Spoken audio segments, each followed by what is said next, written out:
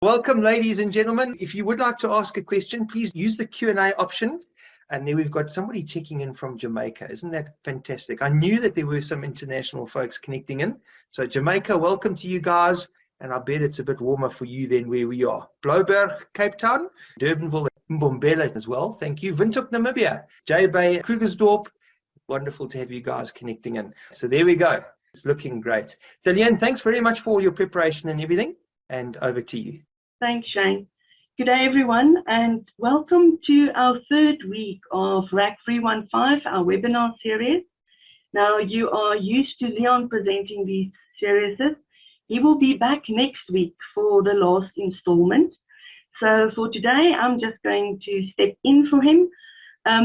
Quickly, our people, as Shane has already indicated, Damien will join me a little bit later in the session.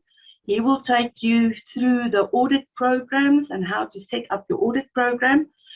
So let's quickly have a look at where we are, or take a bit of a recap.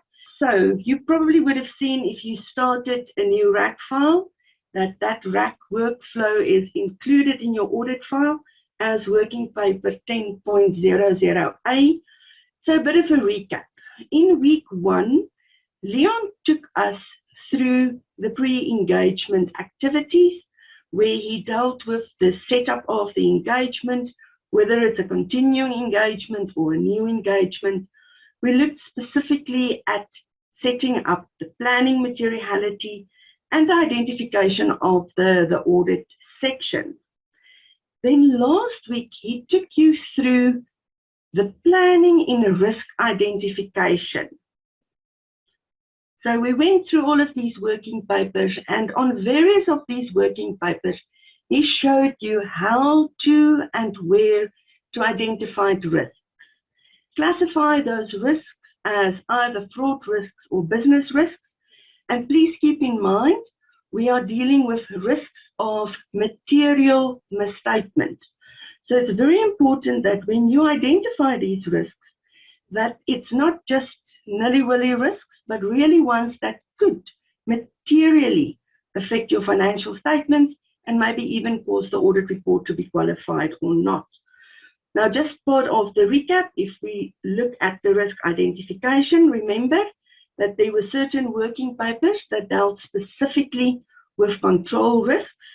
That was our 1240, the entity level controls, 1245, the IT controls, and then our system descriptions for each of the cycles where you identified risks on your system descriptions or your system notes.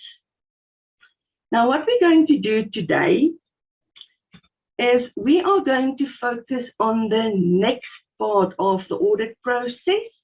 This is the risk assessment. Now, the risk assessment is a critical part in our planning. It is the last part in the planning.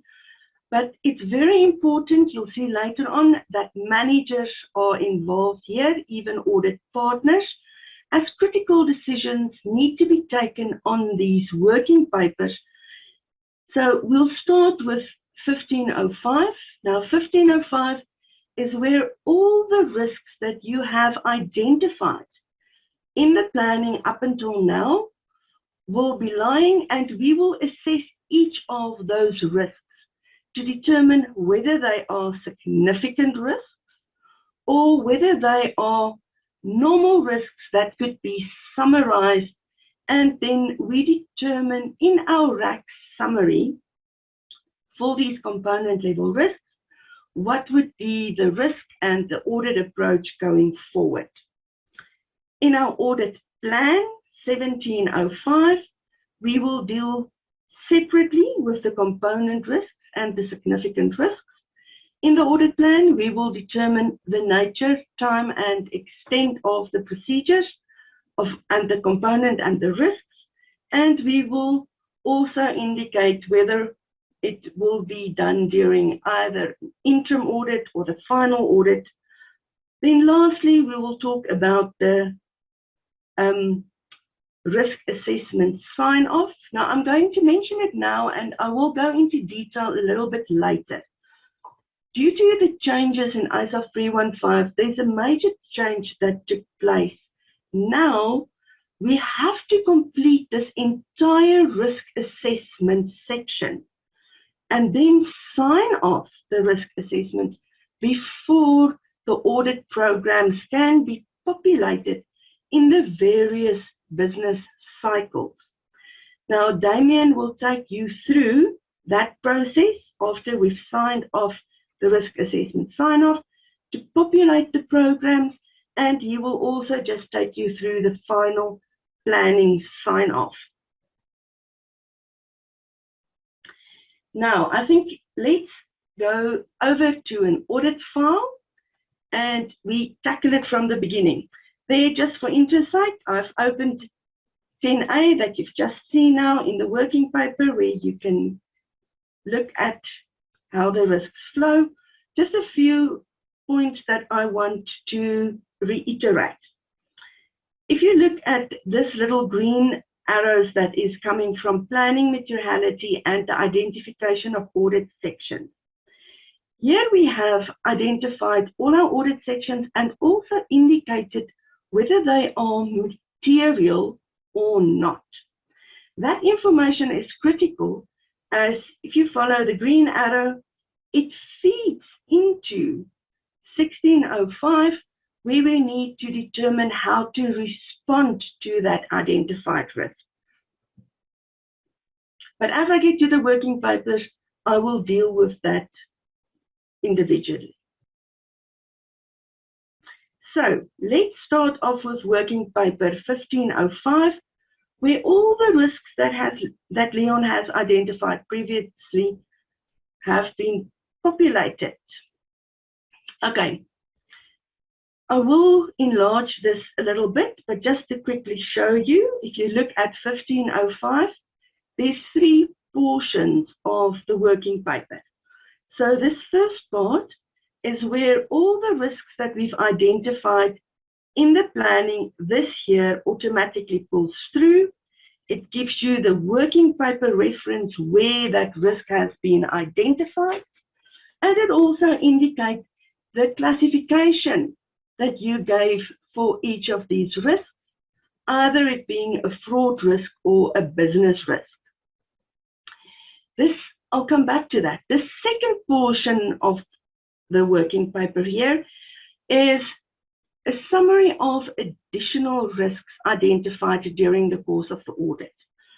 Now, this portion is an input field, and you can use that during any time of the audit, even if you are busy with execution and you identify all of a sudden a new risk there that needs to be addressed. You can come back to 1505, document the risk there, indicate if it's a business or a fraud risk, or whether it's a compulsory risk in terms of ISA315, and then follow the rest of the tabs to also assess that risk. So keep that in mind. Even if you get at finalization and all of a sudden you realize there's an additional risk, you can come and document it here. The last portion here on the working paper, Draftworx go in the background and it compares all the risks that you have identified last year on your audit file to the risk that is currently lying here that has been identified this year. And it lists for you all the risks that was risks last year that was not identified as risk in the current year. Now, the whole idea for that is like it is a quality check so that the manager or the partner can come here just to make sure that we didn't perhaps miss one of these risks in our current year planning. So if it is a risk that is part of the current year risks that I perhaps have missed there, I can indicate here that I'm not going to delete it, and the risk will form part of this year's risk assessment. Now, I'm going to increase my file size a little bit that you guys can see, and that we can now start evaluating and assessing the risks. Now, as I've indicated, it is very important for either the audit manager or the partner to evaluate this first sheet in the working paper. And the reason for that is, firstly, you need to make sure that there aren't any duplicate risks here. Because in the sheets to follow, we will evaluate and assess each and every one of these risks separately. And if there's a duplicate risk, it will unnecessarily enhance your risk on the audit. So in an instance like that, I've included in my planning a document, another risk, and you can see that that is a duplication of that risk. Document another risk.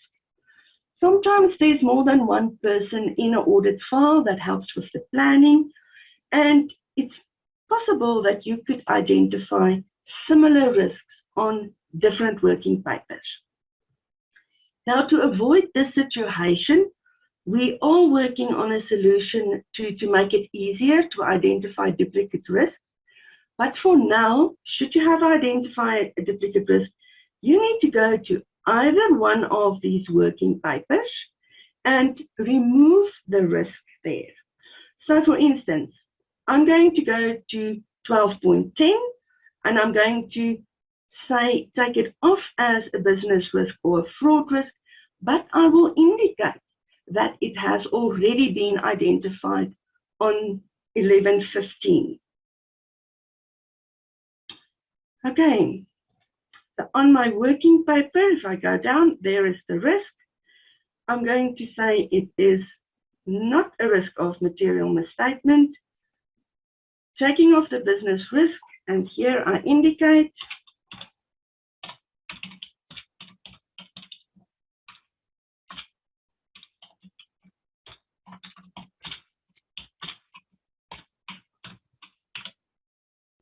if I close my working paper and I go back to 1505, can you see that it is not lying there anymore?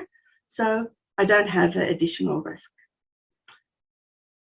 Then what I need to do is I also need to indicate these risks. Are they compulsory significant risk in terms of ISA315, so fraud risk? These ones are not. The other two risks that you will see here on top, and they will appear on all of your risk registers, always at the top. The first one is your management override of controls by means of journals. Now, you all know that that is a compulsory risk in terms of ISA340.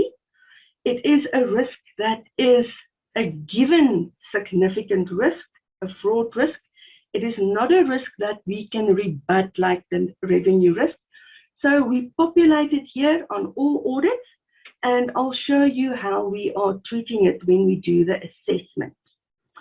The other risk that we also populate here is the risk of revenue recognition. Now, you will know in terms of ISA340, revenue recognition is a fraud risk, but we can rebut that fraud risk on certain assertions. Now, in last week, Leon has showed you on 1270 revenue fraud risk assessment, where you can decide if you can and if you want to rebut a certain fraud risk and a certain assertion. Now, in this instance, I've rebutted classification, okay? So it means that all of these assertions, completeness, occurrence, accuracy, cutoff, and presentation, are still significant risks, a risk, but for classification, I've rebutted it, and it will not be a significant risk. So keep that in mind when we go back to the risk register and assess specifically revenue recognition. Now, if we go down on the working paper, if I do not have any additional risks to document here at this point in time, don't have to complete it. At the very bottom, do you see now that risk that I have deleted in my planning because it was a duplication? it automatically is lying now in the third section. Now, I don't want that to be part of my audit, so I want this risk to disappear. Now, very important, for it to disappear, I need to be locked in as either a manager or a partner. So I'm locked in at the moment as a partner. So I can say I don't want this risk on my audit. It's not a compulsory risk. And I say delete the risk. Yes, it needs to be deleted. This prior year risk, let's say it is a risk that is still applicable this year, then I will not indicate it as no. But for demonstration purposes, I'm going to say I want to delete that as well. Okay, now if we are finished with this working paper, we can move on to the next working paper. You will see now that each of the risks that has been identified is here. 1, 2, 3, 4, 5 of those risks. And we need to evaluate each and every one of them separately. Now, I'm going to leave risk number 1, management override of controls by means of journals, still the last, to assess that last. Let's start with revenue recognition. So you can see that it immediately tells me that there is a fraud risk. And now it asks me, can the risk be related to a specific component or assertion?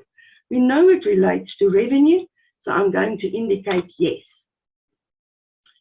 Soon as I said yes, it asks me to which component does it relate. Now we know that it is revenue, so let's just quickly see there's our revenue. Now we need to assess the likelihood and magnitude. Now what's very important, because this is a fraud risk, ISA315 tells us a fraud risk is automatically a significant risk. And as you know, the risk levels applicable in Draftworx is a 0 if there's no risk. A 1, it's a low risk. A 2 is a medium risk. A 3 is a high risk. And a 4 is a significant risk. But because it's a fraud risk, there is only a 4 available. So I cannot even select a 1, 2, or 3. For my magnitude, that is exactly the same situation, only a 4 is applicable. Now I need to indicate that significant risk to which of my assertions does that apply. Now, if you remember correctly in 1270, I said that I was only able to rebut classification. So if I go back there, this risk then means that it applies to all of those assertions, not classification. Okay.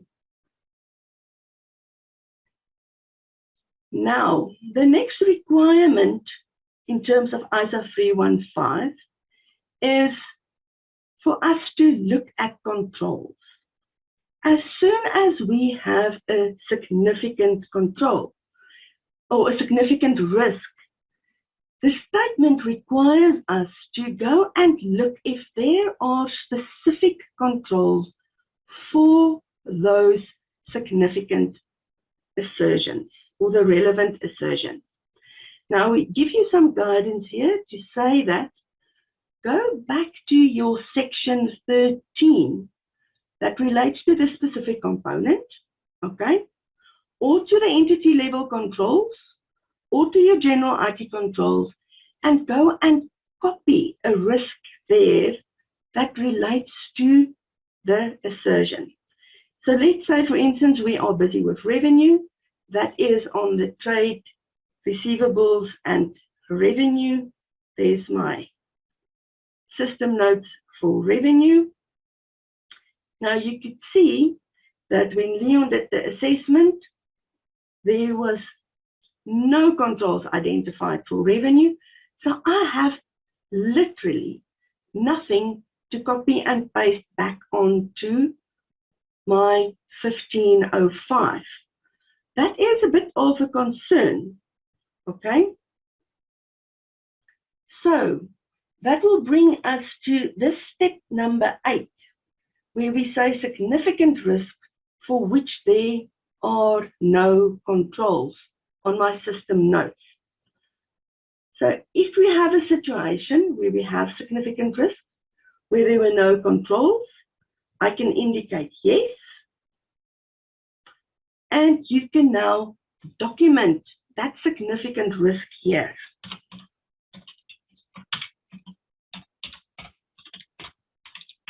Revenue recognition, and you can insert the reference to your communication to management, where you inform them that there are serious control weaknesses and controls to prevent that revenue recognition that is a significant risk. There will not be misstatements on that. Okay, so if I go back to 1505, my situation here is I do not have a control to copy there. So that would be not applicable. I don't like that. Reference to where the controls were documented. There is no controls, but you can put in a reference there to your system notes. Is the design and implementation of the controls adequate? Obviously it is no, because there weren't any controls.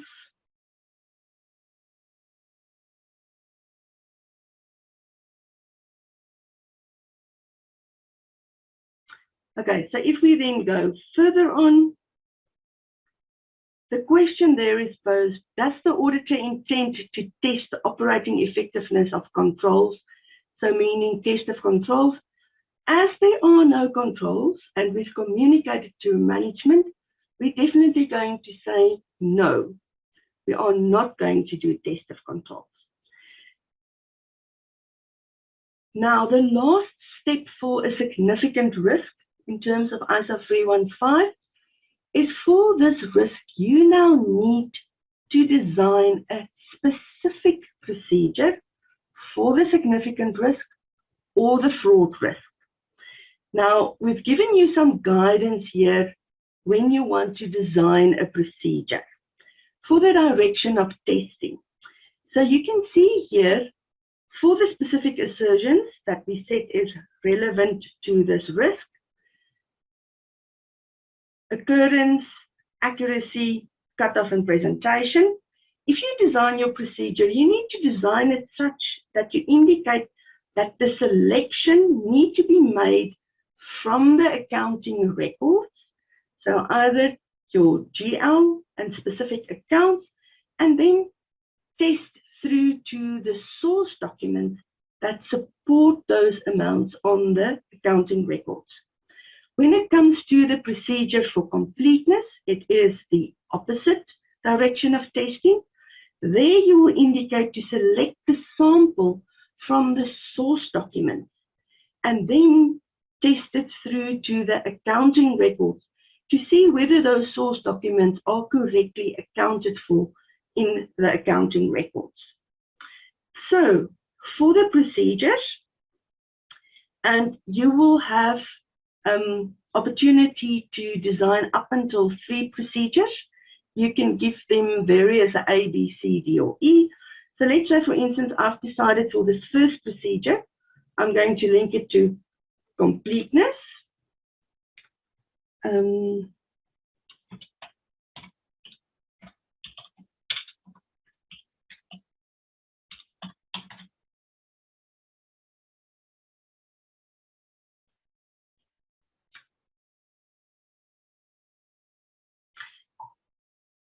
Then for my other assertions,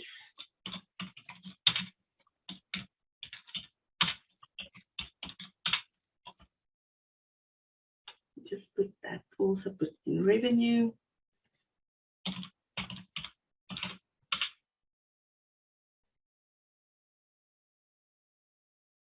As I say, I can give it a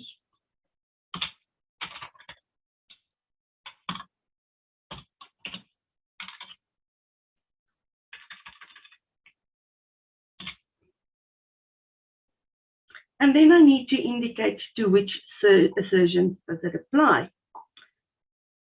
So that would be a yes, that would be a yes, that would be a yes. Can you see that classification is not applicable as we've scoped it out on top?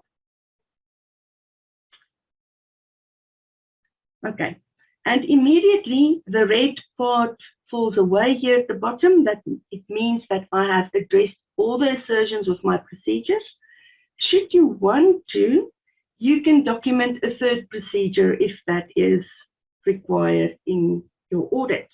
Just quickly want to show you, if we've said that you want to do test of controls to indicate there a yes, it will give you also test of control procedures that you need to design here. But in this instance, I cannot say a yes because there weren't any controls. And then my significant risk, that is over and done with. I do not have to design a third procedure if it's not required. But if, as in this instance, that I have directions of testing, I need to design at least 2 procedures. If completeness, for instance, was not applicable or relevant assertion, I could have gotten away with only designing 1 procedure. Okay, so if I'm finished with revenue recognition, I can close it again and go on to the next risk. Now, the next risk here, number 3, we've got another risk. So it's asking me, can this risk related to specific components or assertions? In this instance, I want to say no. It is a financial statement level risk, so it just does not affect only 1 or 2 or 3 components, but rather the financial statements as in its entirety. Now, as soon as that is the situation, you need to choose one of the overall responses that we get in ISA315 on how to respond to a significant or a financial statement level risk. So I'm, for instance, going to say, I'm going to assign more experienced staff. Here, I need to describe how am I going to do it. So I will indicate here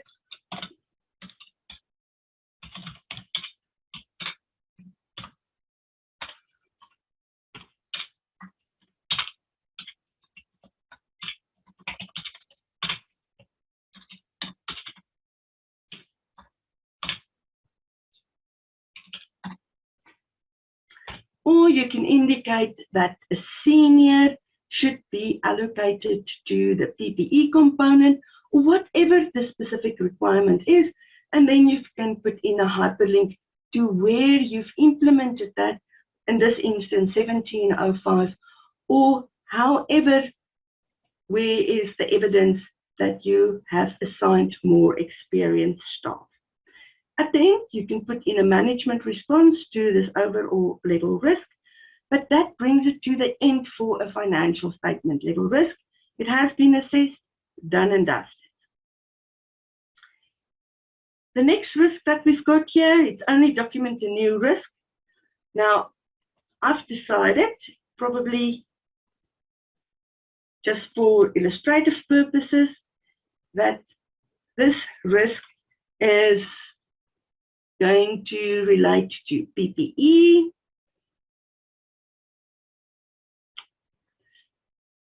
Now, this is not a fraud risk, or is it? Let's just quickly make sure. Yes, it is a fraud risk. So again, we'll have the situation where I can select 4. In this instance, it's only going to be 1 assertion applicable.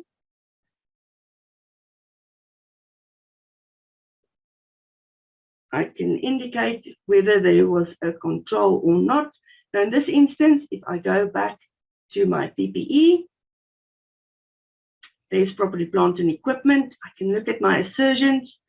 There was one control that was effective for completeness, but for none of the other assertions, I'm looking specifically for accuracy. There was no controls. So if I go back, unfortunately, I'll have to indicate here, this is not applicable. Design and implementation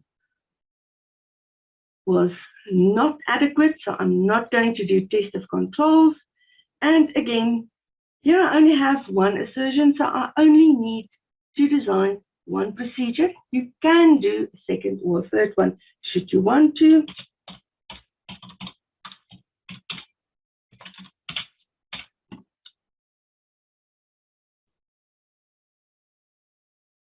Indicate my yes, and as soon as I press enter, you will see that this message will go away, and I'm done with that one. The last one that I want to have a look at is recovery of debtors.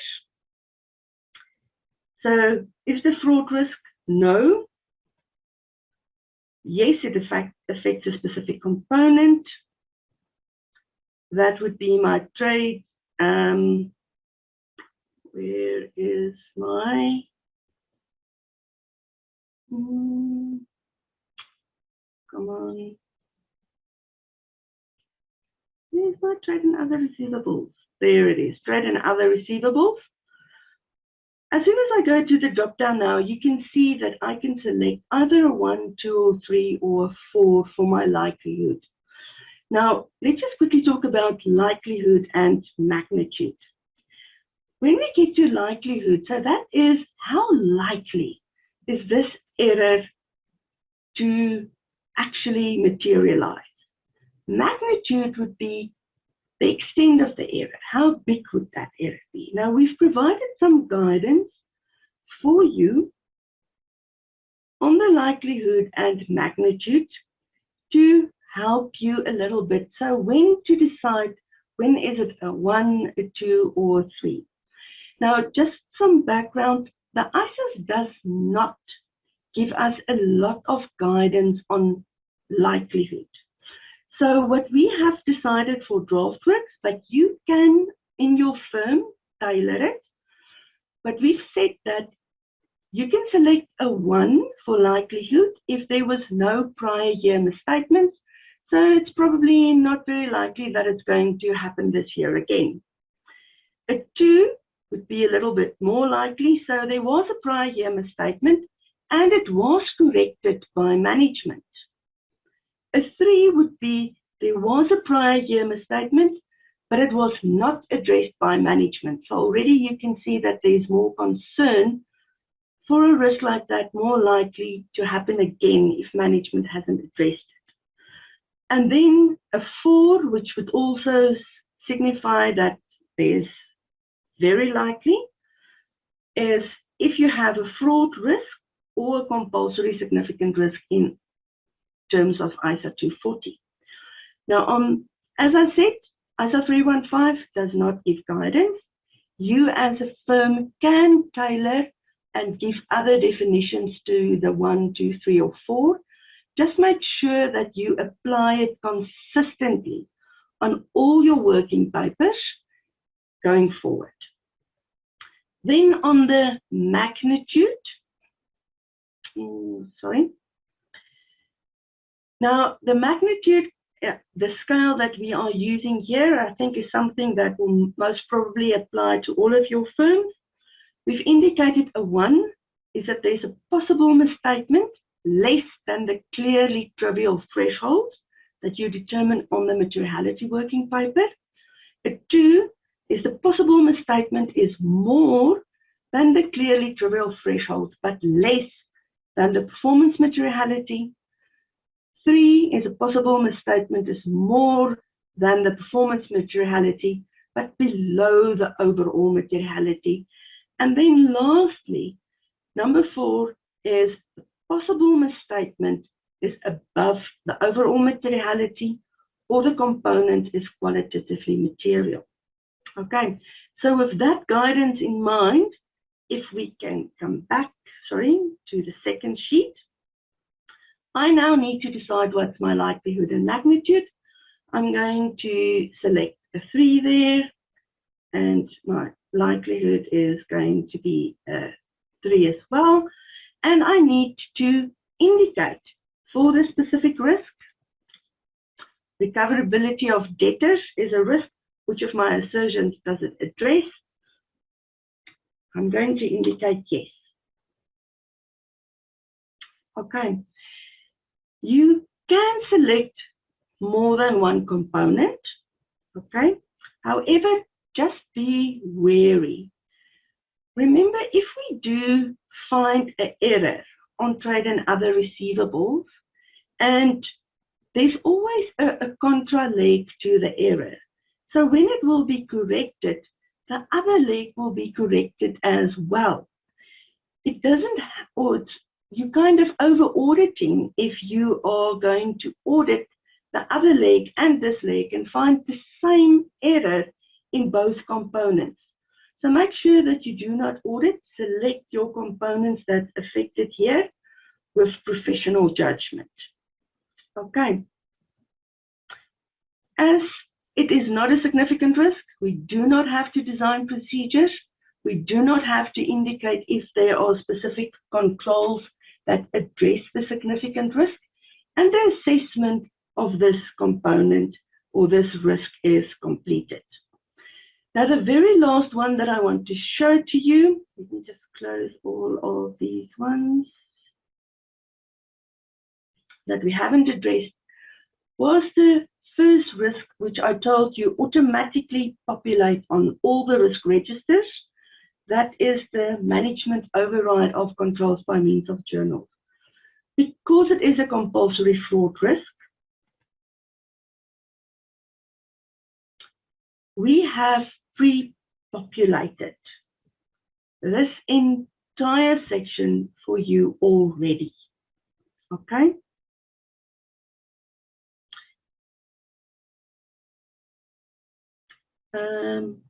So we've indicated the likelihood and the magnitude is a 4. It will affect all your assertions. You can still put in a management response there. When it comes to the controls, unfortunately, we cannot pre-populate that. So you will have to go to the system notes of 1320. Have a look on that system notes if there are controls that address these specific assertions, indicate whether you can rely on the controls or not. So for instance, I'm going to just say for now that yes, they were properly designed. Do I want to do test of controls? Yes, I do. Now when it comes to the procedures, you will see that we have already designed for you specific procedures to address completeness. I can, however, not design a test of control because I do not know how your client system is working. That test of control will be based on the controls that is hopefully in place here. So let's say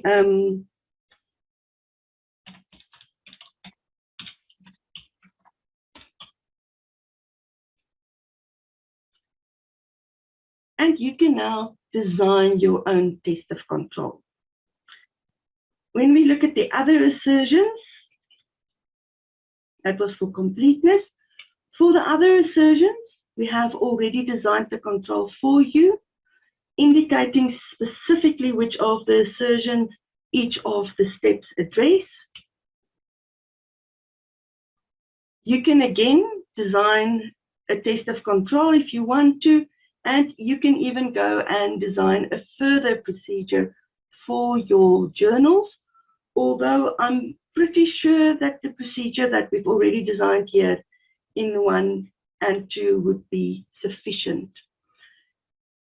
In an instance where you do not want to test controls, even if the controls are implemented and they are working, you can still decide not to do a test of controls, and then the option to design a test of control here will fall away. Okay, let me just close this one as well. So you can now see that we have assessed each of these controls.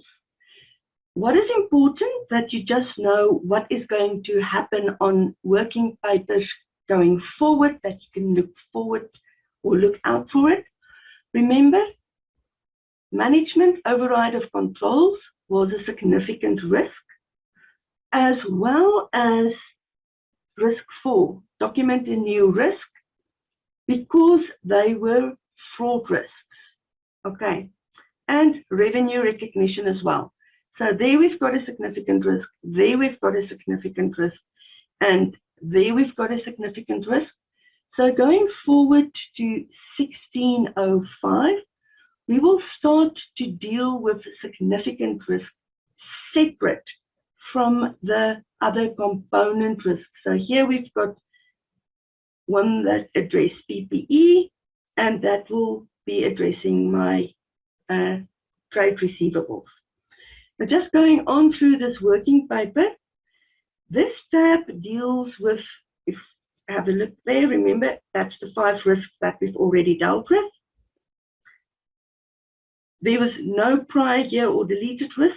So if I go to that section, you will see there's no risk there. If I had a prior year or deleted risk that I determined is still part of the audit, I will have to assess it here similarly like we've just done with those 5 risks. Now the last sheet, I quickly want to stand still on it. What is important is this little part on top. The risk summary that you see here exclude the significant risk. For those significant risks, you've already designed the procedures. So those procedures that you have designed will now automatically go and lie on the audit programs. So a little bit later, when we populate the audit programs, the procedures for revenue recognition, that was significant, as well as for the journals, as well as PPE, will already lie on the audit program. Here we are just dealing with the other risks. Now you can see that here, for trade receivables, we had a risk of 3 on valuation. The rest here, we do not have any risk. In a practical situation, it will probably look a little bit different. But what I want you to remember now as we go forward, the information that you see on this summary will transfer now automatically to 1605. And on that working paper, we will determine your audit approach going forward. Okay, so if I now go and open 1605,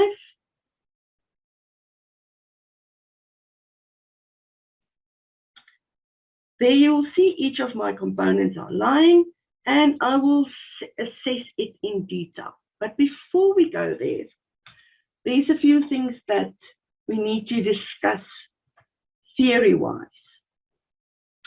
Now remember, when we selected our components, we indicated whether they are material or not. Even if we go back to 1505, to the summary, it shows you here which components are material and which ones are not. So you can see that all the components are material except for investment income and for contingent liabilities. Now, when we get to 16L5, there are certain requirements in terms of ISA315 that comes into play. So ISA315 is telling us that if you have an immaterial component where you have no risk, so no risk. And if we go back to 1505, you can see that would, for instance, be investment, and there's no risk, as well as contingent liabilities, and there is no risk. So for those two components, you do not have to do any further audit work, nothing. You don't have to do nothing. But we are giving you an option here. We are saying, although you don't have to do any work further, do you want to do work on the completeness and the presentation at a level 1? If you say yes, it will apply it to all immaterial components. So what I mean by that is, let's have a look at investment income. So you can see the inherent risk that pulled through from 1505 was a 0. But because we've clicked on there, I want to do some work for completeness and presentation, it has increased it with a level 1.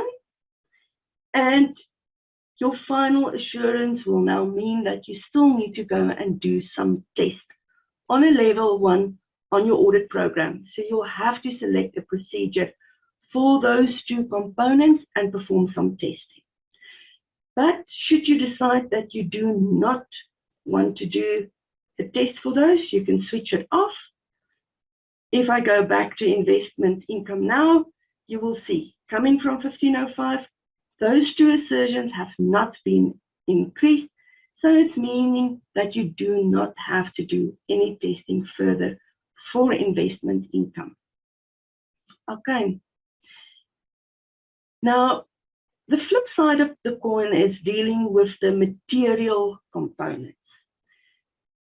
Now, ISA315 in paragraph 18, I actually quickly want to show you a slide on that.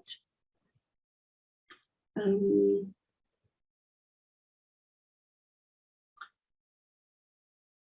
me just quickly go down. Give me a minute to get to the right slide.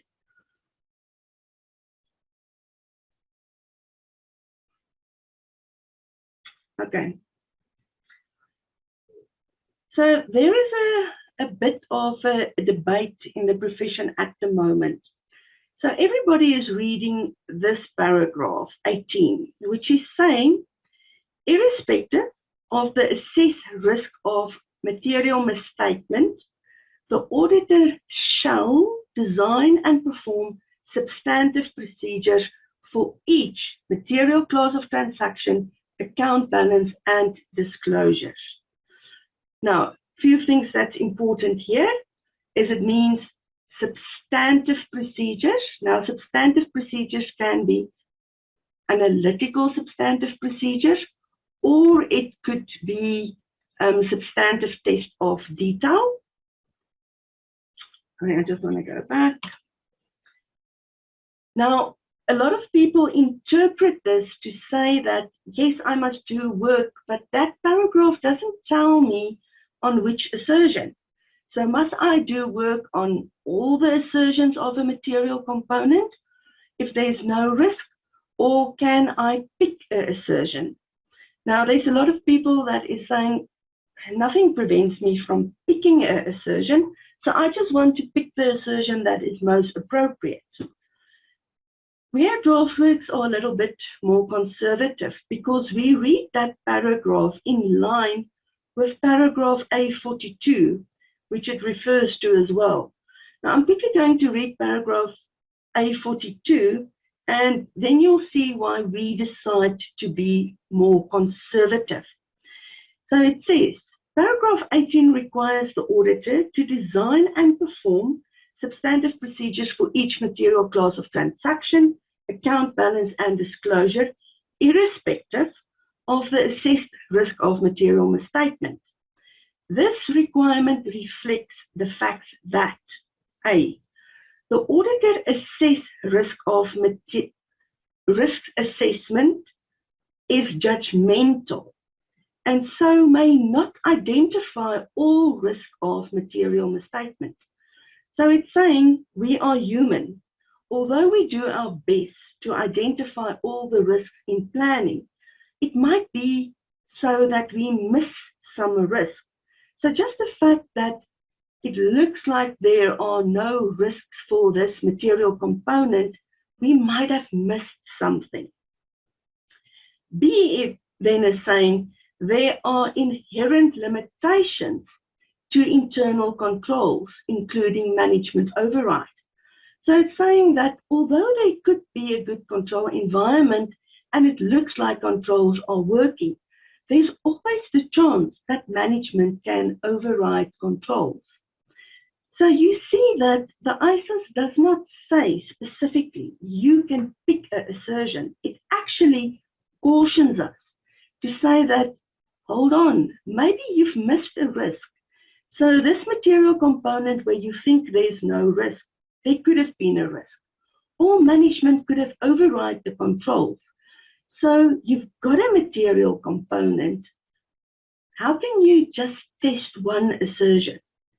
So based on that, Draftworx have decided that we are going to err on the conservative side. So if you have a material component where there is no risk, we are going to up the risk for all of the assertions to at least a level 1, which means that you will have to do some work for all of the assertions, but it would be on the lowest level, level 1. Keep in mind, people, if you have any misstatement on a material component, it could have the impact that your audit report should be modified. But if you haven't done any work on any of the assertions, how will you know if you are not expressing the wrong audit opinion? Okay, so if we go back to our file, let's just quickly look. For instance, revenue. We know it is a material component. And keep in mind, this is now not dealing with the significant risk.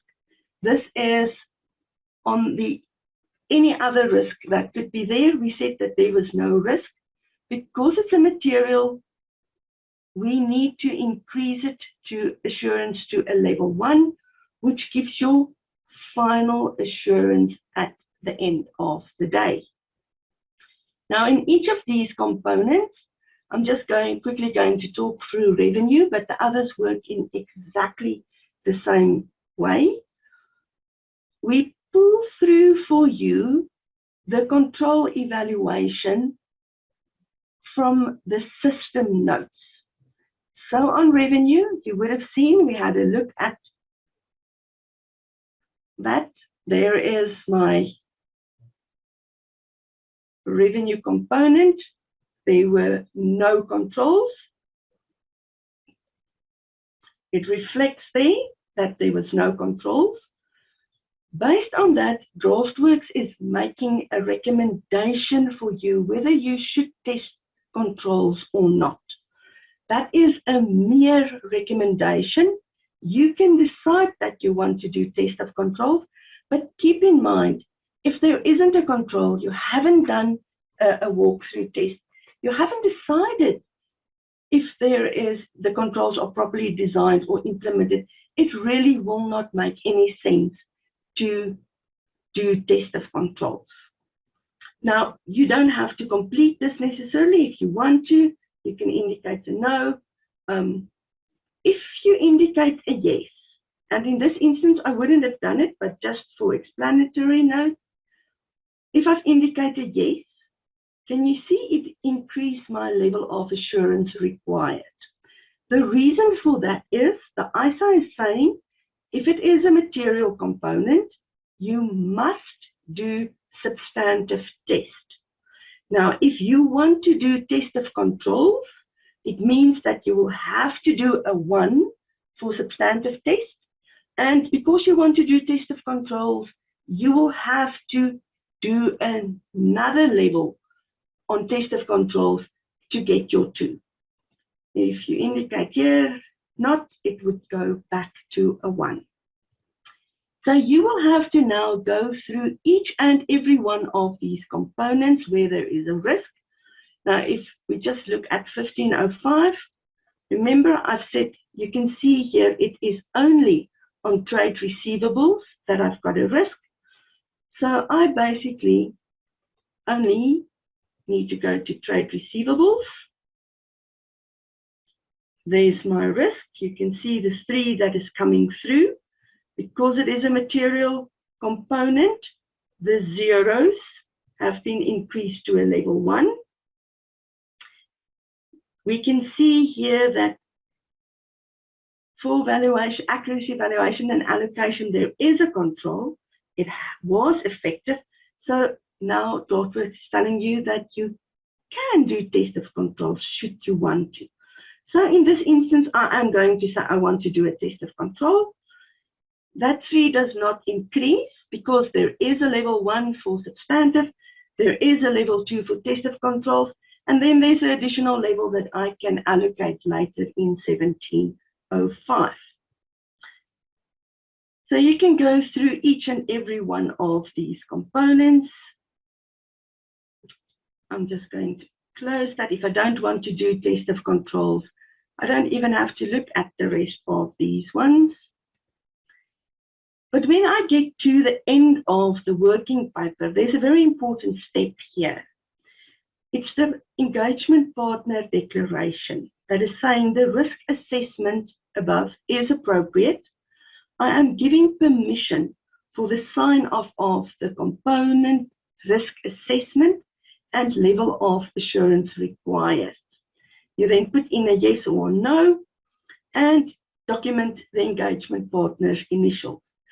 Now, before I do that, I just want to go to the next working paper so that you can see, or the next sheet, that you can see what is the impact if I do not sign off here. Now, keep in mind, if I go there, can you see that for all the components, it's telling me now that there is a level 3 risk on everything. Now, we all know that just doesn't make sense because even on 1505, there was no risk except for trade receivables. On 1605, our first sheet, you can open any of these. There's no risk, only the material components was increased to a level 1. And it was only my trade receivables, well, that had a level 3. But as soon as I sign off, and people, you must be signed in as a partner or a manager, then you can do the sign off. So yes, my declaration. I'm going to include that partner signed off. If I now go to 1605, you will see that this has changed dramatically.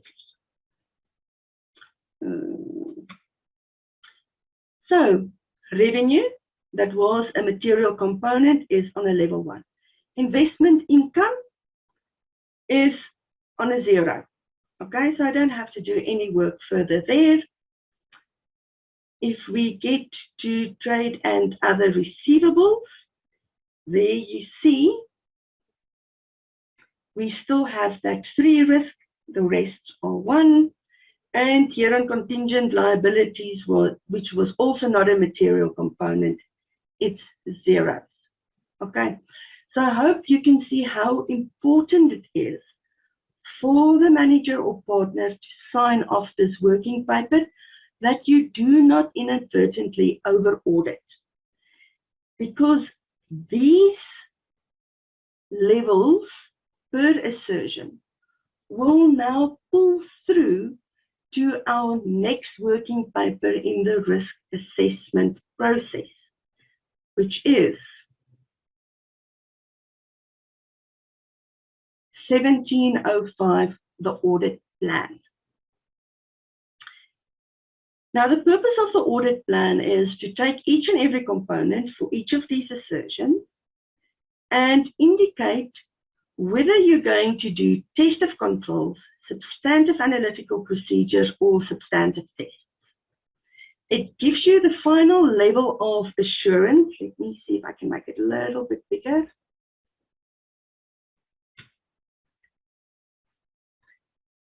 That final level of assurance is automatically pulled through from 1605, and it also automatically includes whether you want to do test of controls or not. You can then decide if you want to do substantive analytical, substantive test of detail, whether it's going to be during an interim audit, a final audit. And here we can indicate the level of assurance of these tests as you select them. I just want to change, that is a better resolution. So in this instance for revenue at the moment, you can see that you get a comment here that is telling you no substantive procedures are selected. Please ensure that some assurance comes from substantive tests. So at least there. Now for revenue, we're not going to do test of controls. Let's say, for instance, I've decided I'm only going to do substantive test of detail for all of my assertions. I want to do final tests only. Now, when we get to the level of assurance, you can see, because I've only selected substantive tests, we need to indicate the level of test that I want to do. Now, usually I will just select the one so that that one and that one balance out, and it will tell you your planning test is adequate. Let's say, for instance, you select a 2. So you are in essence over auditing. It is allowed, you can do that. We will just give you a message to say, please reduce the planned assurance from other testing. But if you want to keep it on a level 2, you can do so. Let's say, for instance, I select a 0 here. Then it's going to keep that message because I do not have sufficient testing. So in this instance, I'm just going to select a 1 for all of them, and it nicely clears it out.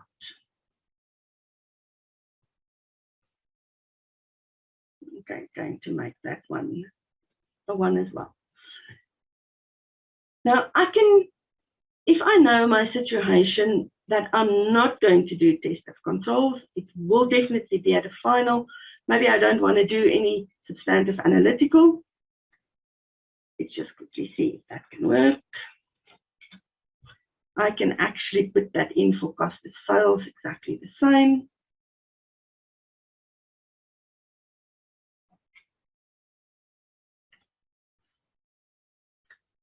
But let's say, for instance, here on cost of sales, I want to, for occurrence, for one or the other reason, rather want to do a substantive analytical test. It will require me to input the information there. Now I can decide to make that a 0, and I will still be in balance. Now, the one that I want to go to specifically is, where is my trade receivables? Now remember, for trade receivables, we've got the situation here where we've got a level risk of 3. I'm going to indicate that I want to do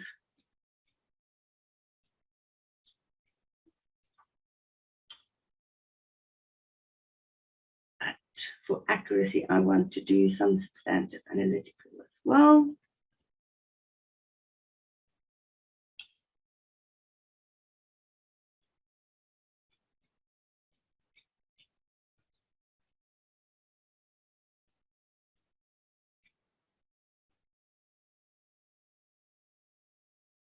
Okay, there I can easily balance 1.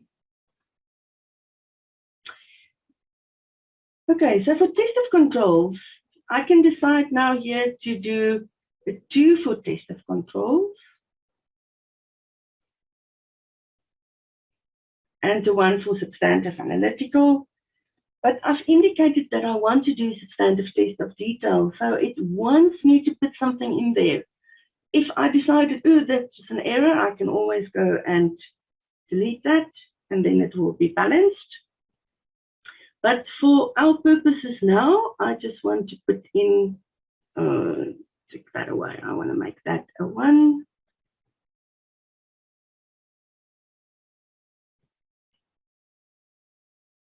I think it didn't update properly. Oh, I must put that on again, yes.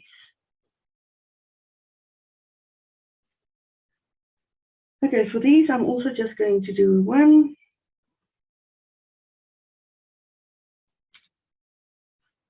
Okay, and the idea is that you go through this entire document for all of these, make sure that you properly balance your risk per each of the assertions for each and every component. Now, it is very important also that 1705 be signed off by a manager or partner to make sure that this assessment was done correctly. I'll do that at the end of the working paper. I just want to show you the other tabs as well. Now, for each of the components, you need to now go and assign who will perform the work and more or less what's the completion date. The completion date, not that as critical as to the persons in your team you assign the work to. There's also a place where you can assign the first level of supervision and review. We went up to a second level or a third level.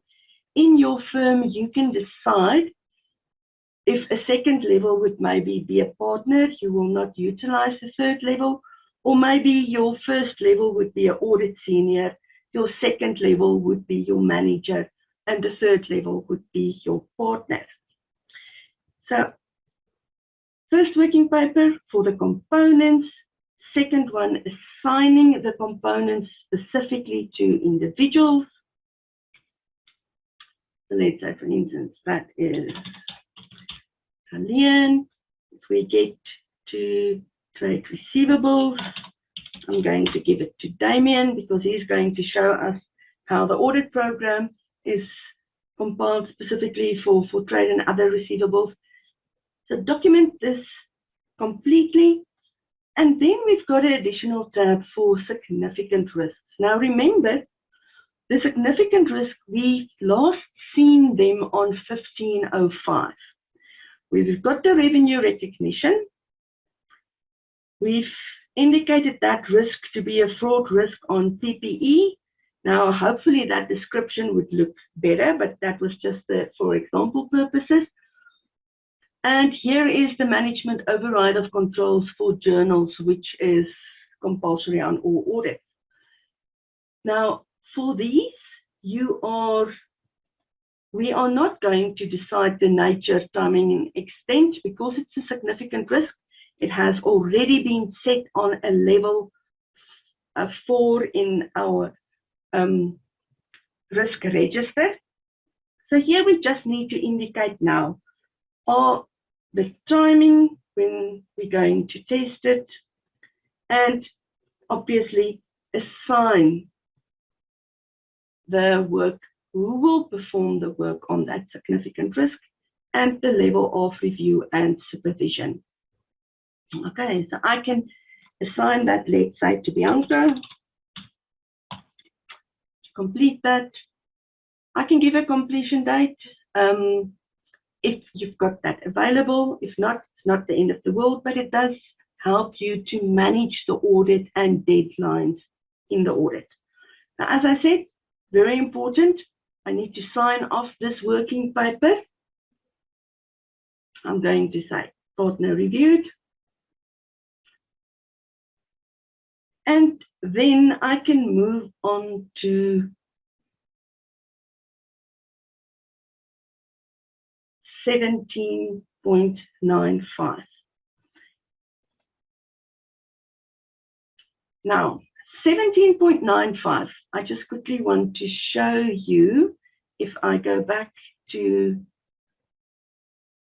my lovely workflow, and I want to increase that.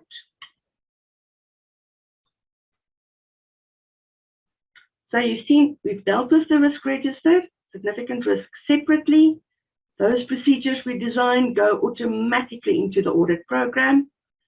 My component level risks go to the RAC Summary 1605, where I assess it per assertion per component. That goes through into my audit plan, where I determine the nature, timing, and the level of assurance that we will give for test of controls, substantive analytical, and my substantive test of details. And I also assign my significant risk. Then we get to 17.95, the risk assessment sign-off. Now that is the very last step in the assessment of our risks. It is a critical document. If you have not properly completed that document and it needs to be signed off again by a manager or partner, you cannot populate your audit programs. Okay, so it's very important. If I look at my working papers at the moment, you can see it goes to my audit plan, it goes to even 18, but my components is not yet populated. So for those components to be populated with an audit program in there, I need to first complete 1795, sorry.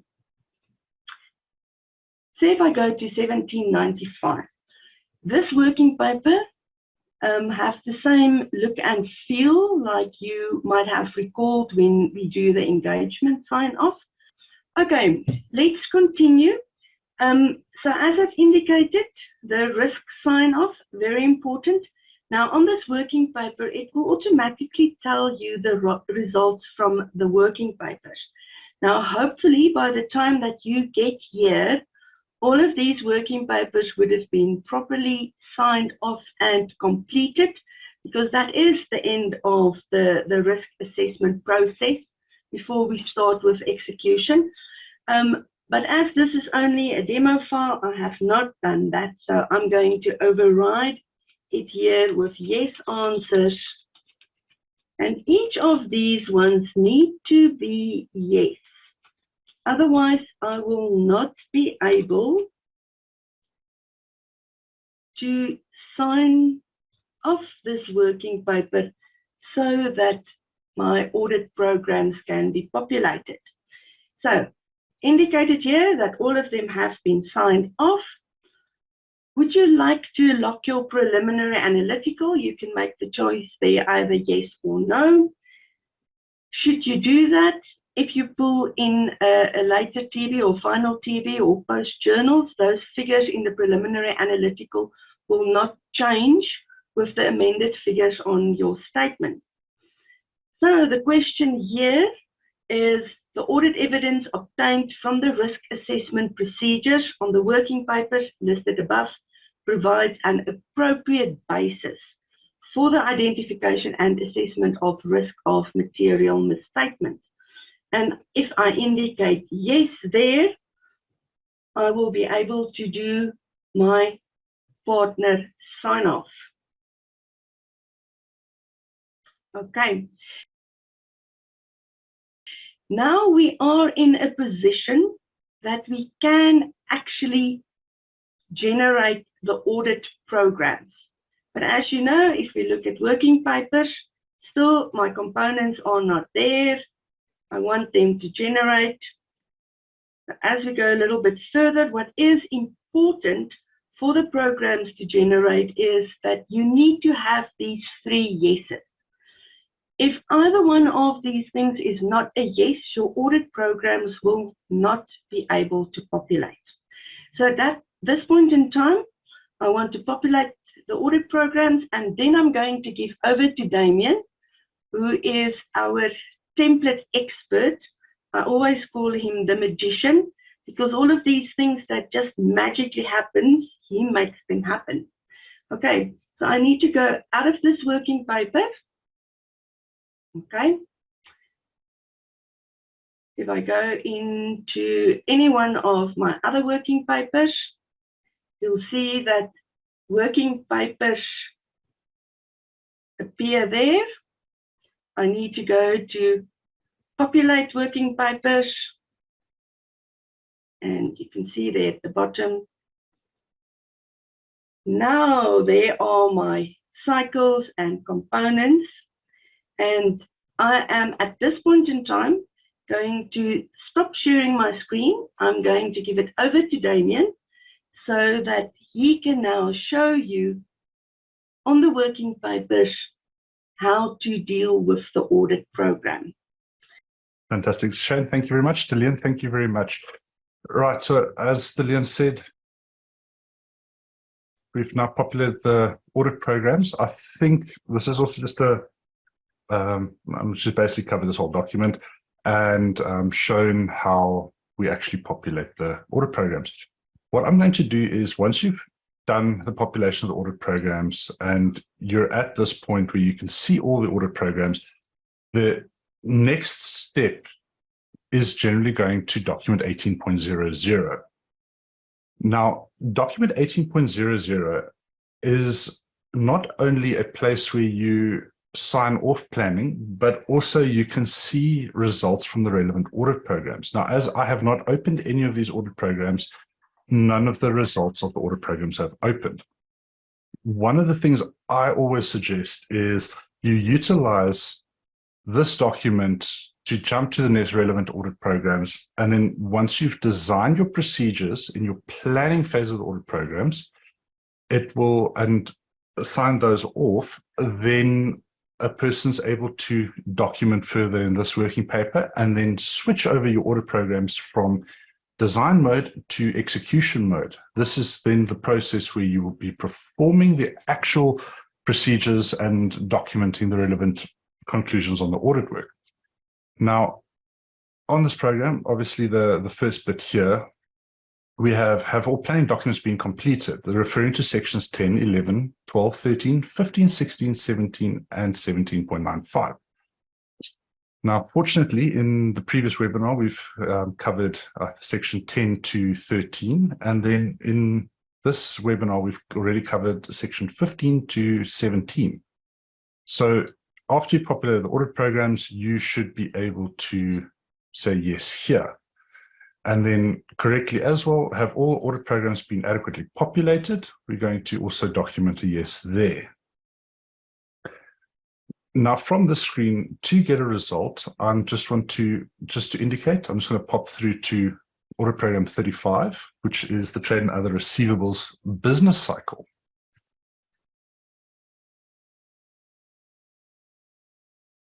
Now, just to show, once I've opened the document, you will see here that it is pulling through planning of the audit program does not comply with the audit plan.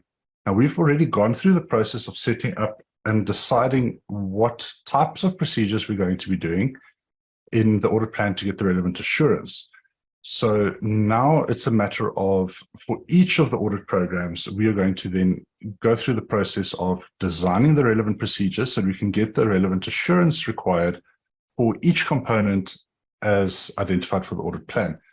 Now, one of the things you will notice is we've got the number followed by the procedures. We are then selecting whether or not the procedure is going to be performed. The yeses here indicate the relevant components which are being addressed by the procedure. And then the next section would be the relevant assertions. Now, fortunately, with the update to ISA315, instead of having a copious amount of different assertions, we now have broken them down into these 7. Followed by that, we've got a stratum as well as a desired assurance level. Now, I will be dealing with the stratum now, but primarily for the initial bit, the stratum, we can just ignore that for the moment, and I will get to the relevant stratum. And then lastly, we will select the desired level of assurance that we require for the procedure. Okay. Now, usually sometimes these headers are a bit large and the person does want to get a bit more real estate. So one of the things I always suggest is if you look at the ribbon at the top, I'm currently on the Format tab. If I double-click on the Format and wording, the tab selection, you'll see it will also increase the amount of space that I have on my screen. So you can utilize that by double-clicking on that to minimize the ribbon. And if you single-click on the ribbon, you will still have access to the ribbon. Or if you want to bring the ribbon back, you can just double-click again, and your ribbon will be back available permanently.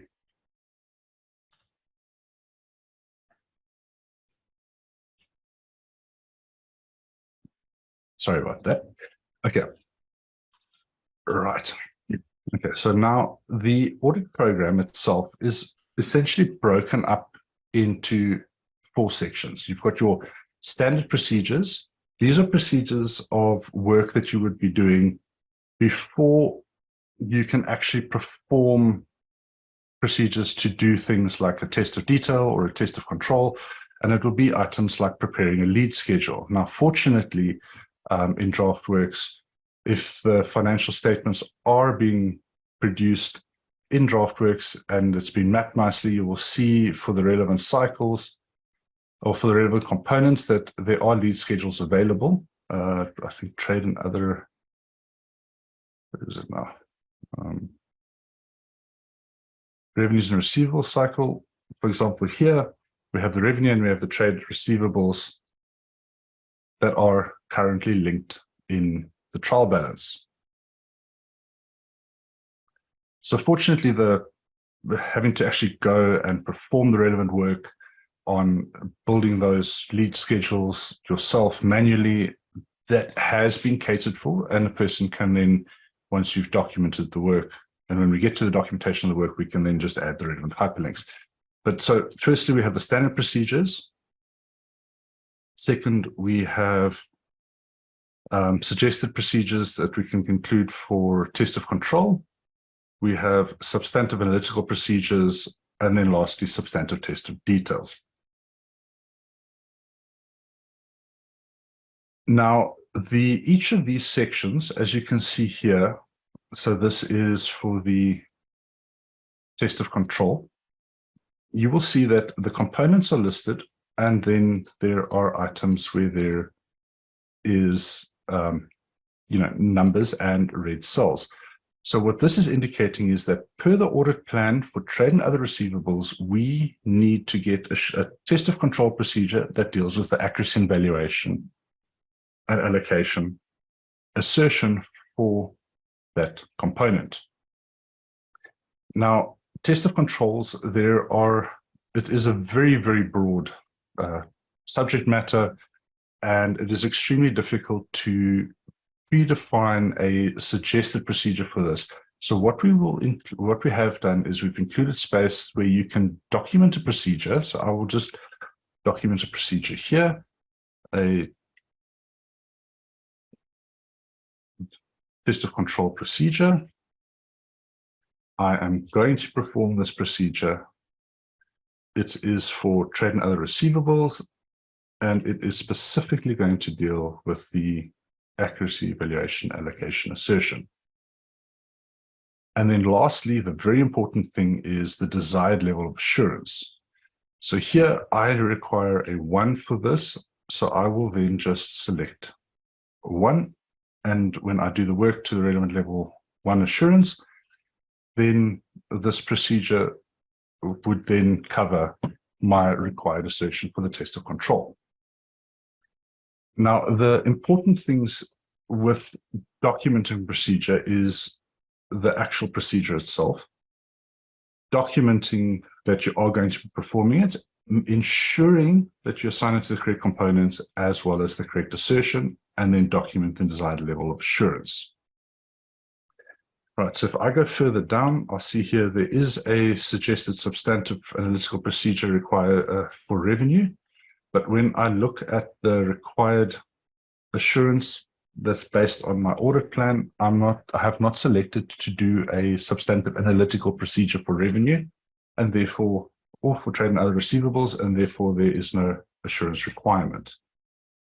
Lastly, you will see when we get to the test of detail section that we have these cells and they are highlighted with a orange or a tan color. Now, instead of having to scroll all the way down to the bottom past all these procedures to see that what the requirements are, those are utilized to indicate that we need assurance for the relevant component and their respective assertions. So while I go through the list, I can either select from these suggested procedures, or I can design my own like we did with the test of controls. Let's just get to the top. So here's a great procedure, testing the aging of the debtors, age analysis. We decide that we are going to perform that. And then as you will see for the suggested procedure, it's for ease of use, we've allowed it to pre-populate with a assurance level of 1, so a low assurance level. Now, this is just so that this assistance with the formula that we've included here is not to say that that is necessarily what needs to be done, but if you have a low-risk client and the assurance does not need to be higher than low, this saves you a lot of time where you do not have to go and then select, I'm going to perform the procedure, and then I'm going to select the level of assurance. So it just speeds up the process for you as a auditor to ensure that it is a quicker and faster solution instead of having to go through the process slowly. Here, I'm going to just select a few more procedures. Now, as you can see here, for this one, for the trade and other receivables, the rights and obligations is still a red cell, which means that I just need an additional I need to do a higher level of assurance. Now, just to indicate that on the actual, at the bottom, there we go, you will see here that these have been addressed. Rights and obligations still requires a 1, and as well as presentation and completeness. So what I will do is just quickly go back to this one. I'm going to just change it to a 2, and you'll see that the rights and obligations has been resolved. Now, just in the interest of time, I'm going to say that those are 2 procedures that I've selected, and then I'm going to design other procedures that are going to deal with the remaining. So here, procedure 1, this one is going to deal with trade and other receivables and revenue. I am going to perform this procedure. It's going to deal with completeness and presentation for both of those. And then if I want, I can add another procedure. So I will add procedure 2 to deal with the revenue. But let's say I would like to have a sub-procedure for that. So I can have sub-procedure 2 as well as sub-procedure 3. Now, to cater for these two as sub-procedures, you will see here that I'm using A, B, and C. So if this is blank or is an A, that would then indicate that this is a primary procedure. Now, instead of, when you're designing procedures with sub-procedures, you need to perform all parts of the procedure. So to effectively follow this, to execute this procedure, I would need to follow all these three steps that I have listed here. So I'm going to say, yes, this one I need to do. And only for the first procedure will you be selecting the relevant assertions. And then lastly, assigning a desired level of assurance. Now, once a person has done this, and this section for the remaining assurance here is all white, then it means that you have obtained sufficient from the planned procedures. If you complete them and they complete without any issues, then they execute without any issues, then you are going to have your findings should be in line with your audit plan. Now, you will see here that some of these assertions do have negative numbers. This, while there's nothing wrong with it, it may indicate that you are potentially doing too much work for those, and then you can adjust the procedures accordingly if required. Okay. Lastly, there is an additional section here where if there are any risks that are raised on the audit, on the risk register, which are significant, they will pull through to the first component which you have selected in the, when you are assigning it to a specific component and its assertions. Now, in my file, I have just documented for revenue. Now, these two would relate to the revenue recognition risk, and this would be two procedures that I need to perform. One is for the completeness, and then the other one is to address the rest of the assertions. So this is also very, very important. Now, one of the other things I would just like to show you very briefly is if I go to the fixed asset register and investment audit program, and I go to the bottom, you will see that the risk is not the procedures relating to significant risk does not populate.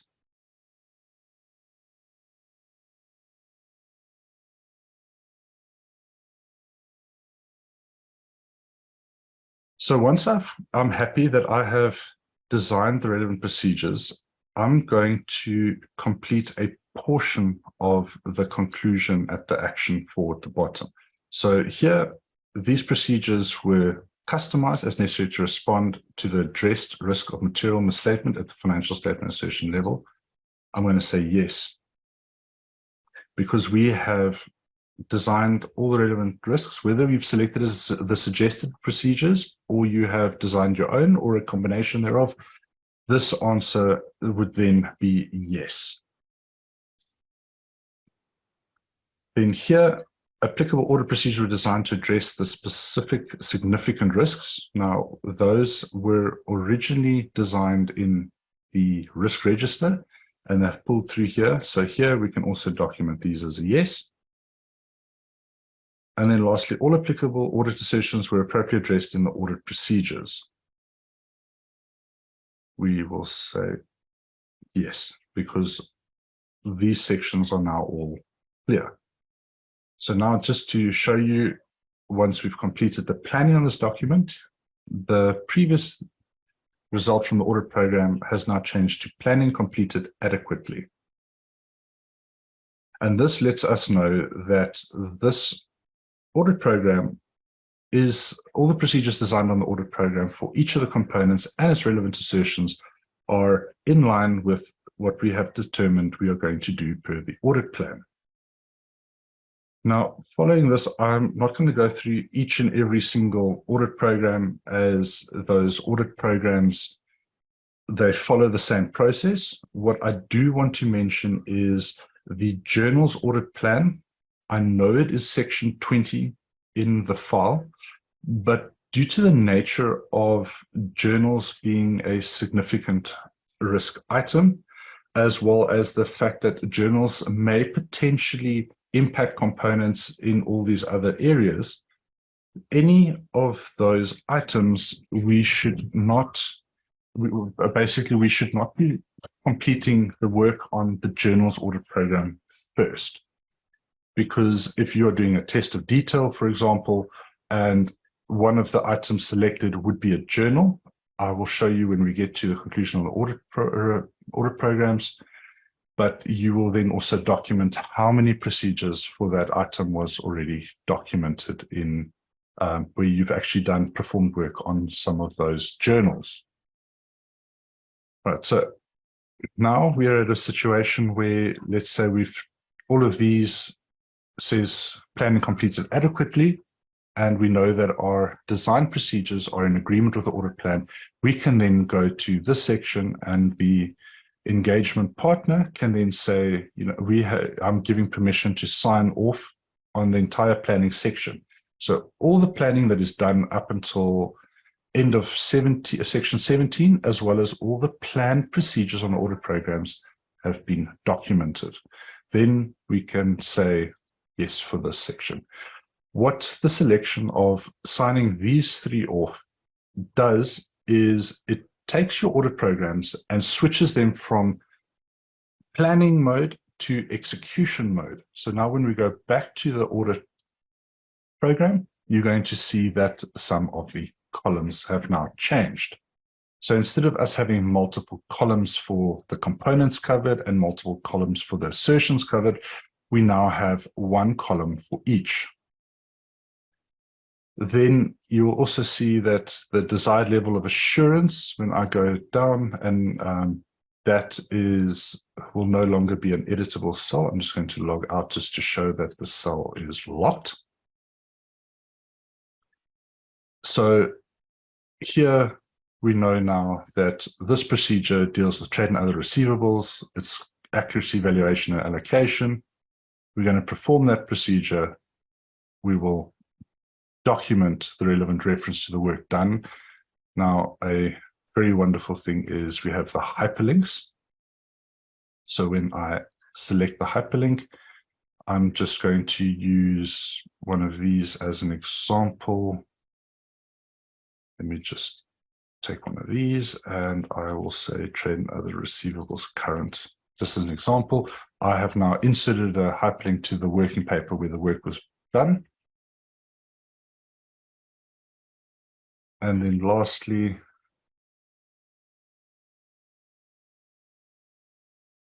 sorry, I just want this.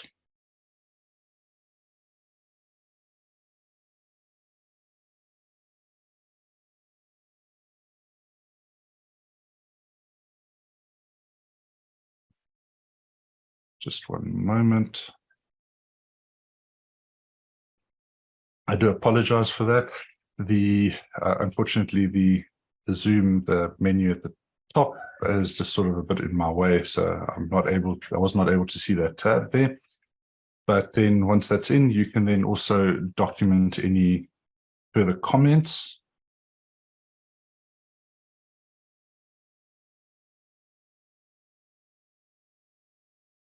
And then you will also document whether or not the procedure was carried out successfully to the desired level of assurance. So this one, yes, it was. And then lastly, I will insert the initials and date, saying that I have performed that work and then that I came to this relevant conclusion. Now, I just want to also just document these ones here that were applicable.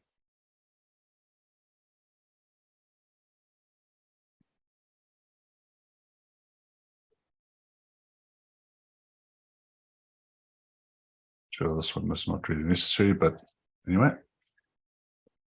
Now, if I do have a no for any of these, you will see here at the bottom, we do automatically determine conclusions for the different sections. So here you'll see that for the desired level of assurance for test of control that has been achieved, and therefore no further work is required.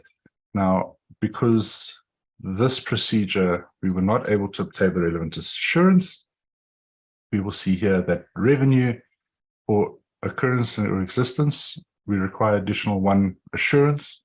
For accuracy, valuation, allocation, we require 1 cutoff, we require 1, and classification, we require 1. So now what we can do then is, if the procedure has failed, or we decide we're going to make a change in the audit approach, we can go to the change in AA sheet. Now this will only show where relevant procedures have failed and the relevant necessary assurance has not been obtained. So here it says for the revenue component, we still have outstanding assurance for occurrence, existence, accuracy, valuation and allocation, cutoff, and classification. Then here we will be able to document a procedure. We say that's for relevant risk register, the relevant risk level. So from a 1 to a 4, as we can see that the total required is a 1. We can say that. We can then, again, the work that has been performed, we will put in the relevant hyperlink so people can jump to it. I do apologize. And then you will mark the relevant items with a yes.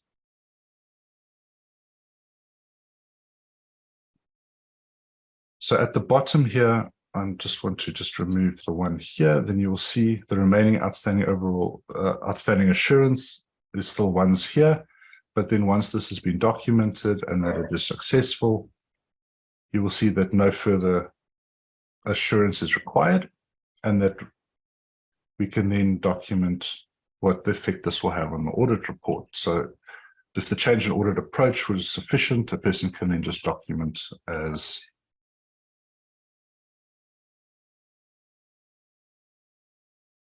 necessary, and no further audit work would be required. Now, just because a person does have this information here does not necessarily indicate, all this indicates is that from the testing above here, that we did not get the relevant assurance required for the revenue component for those assertions. But because of the change in audit approach, we did obtain the relevant assurance, we can then conclude correctly. So execution of procedure has not addressed all risk. Change in audit approach. I'm just going to wrap this here. Change in audit approach completed adequately. So then lastly, once the work has been completed, the reviewer can then sign off, adding initials and date. And the very important thing is here, if I have done a substantive test of detail and material journals were tested, so argument's sake, say that in this section I have documented 2 journals that were material and none that were immaterial, I will then just obviously add the relevant hyperlink to it, but this will then carry through to the journals working paper, which you will find in section 20.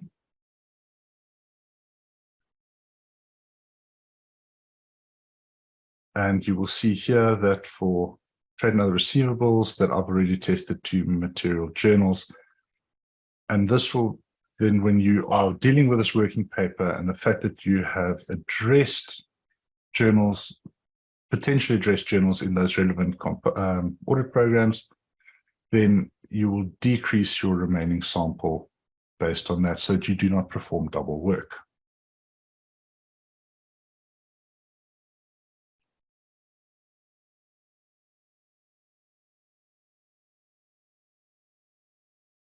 Then lastly, with the conclusions here at the bottom, a person will then also, if there were instances of non-compliance or suspected non-compliance noted during the procedures, a person would then document yes or no here. If it is a yes, then a person would then pull in documentation for 03.30 So just as an example, I'll go to the working papers, and then under additional templates, I will pull in this relevant working paper. I will hyperlink it and do the relevant work on that. But let's just say in this instance, there was none of that. And we did not, neither did we, I do apologize for getting touches there, but neither were any instances of fraud identified. So what I'm going to do now is also I just want to quickly address Stratum. The above, obviously, I have not included Stratum here, because basically Stratum allows the auditor to design specific procedure or design procedures which will specifically address the assertions for only a portion of a component. So, for example, with additions in property, plant, and equipment, that would be a perfect opportunity to select that as a Stratum. So let me quickly go to the Stratum sheet here. So if I want to make use of a Stratum, so a sub-procedure of sorts, I can then here say, for example, I want to test impairment accrual, do specific testing on that, as well as the type of audit evidence. I want to do it the same. I want to do either only substantive test of detail, or I want to do it the same as the audit plan. If I do go back here, a person will see, let me quickly just change this one back to a no. So I'm just going back to the design mode to just show you there.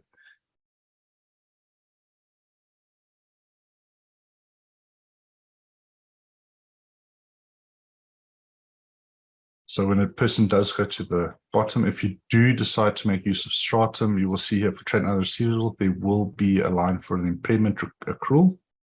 So I also just want to quickly show that if a person does document a procedure, Stratum procedure, I'm going to be completing this one. It is related to trade and other receivables. I just want to document that it affects all these relevant assertions. And then lastly, I'm going to be selecting impairment accrual for this item. So what this will do is it will say that this procedure is specifically addressing the Stratum for trade and other receivables, and I want to do it to a desired level of 2. So when a person is in execution mode,